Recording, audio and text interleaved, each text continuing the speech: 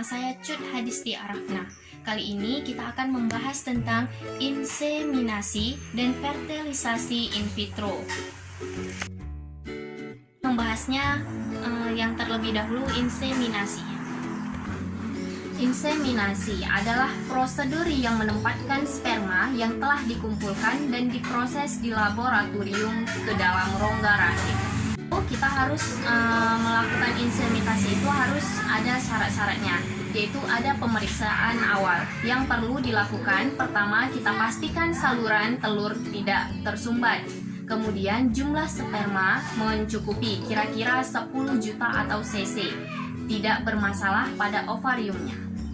Selanjutnya proses inseminasi, yaitu dimulai dari hari kedua menstruasi dan memberikan penyubur untuk merangsang sel telur agar siap untuk proses inseminasi.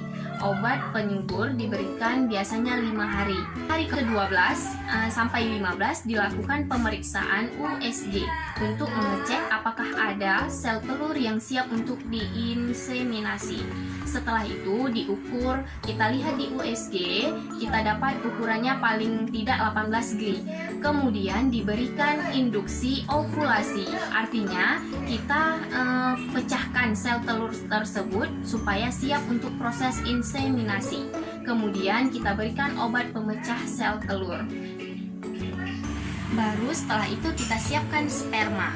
Kemudian di hari H akan dilakukan inseminasi tersebut dengan menganalisa sel sperma suami dengan dicuci atau dipisahkan dari maninya dan dipilih sperma yang terbaik untuk dimasukkan ke rongga rahim.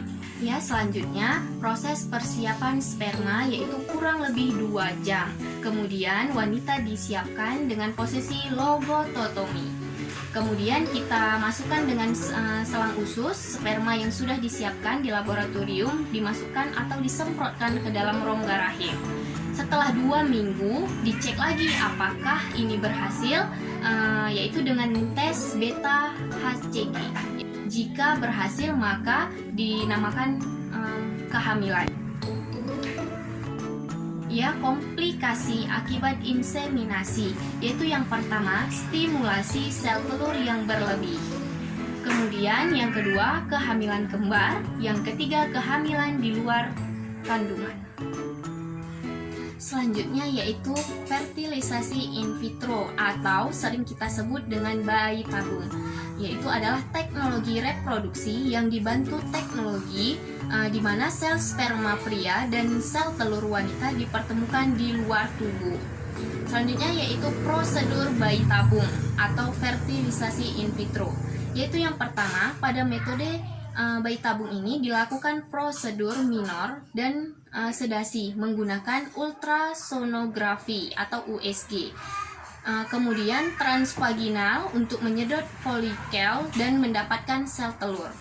Dan yang kedua yaitu prosedur pengumpulan sperma juga dilakukan pada hari yang sama. Sel telur dan sel sperma yang berkualitas akan dipertemukan di laboratorium hingga membentuk embrio. Nah, biasanya kita sebut itu dengan calon janin. Kemudian embrio akan dipantau perkembangannya untuk menentukan kapan dan embrio mana yang optimal untuk ditransfer ke rahim. Jika sudah, baru dimasukkan ke dalam rahim. Nah, jadi kalau sel sperma dan sel telur tadi udah digabungkan, dia akan membentuk embrio. Nah, kalau sudah jadi embrio, dimasukkan lagi ke dalam rahim si perempuan.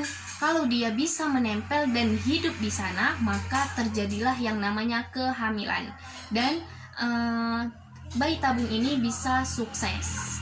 Selanjutnya yaitu rekomendasi bayi tabung, yaitu biasanya yang pertama penyumbatan tuba, yang kedua kurangnya ovulasi, yang ketiga jumlah sperma yang sangat sedikit, endometriosis lanjutan, yang kelima yaitu jumlah sel telur sedikit. Ingat, biasanya yang melakukan bayi tabung adalah mereka yang sudah mengalami kegagalan 3 kali di inseminasi.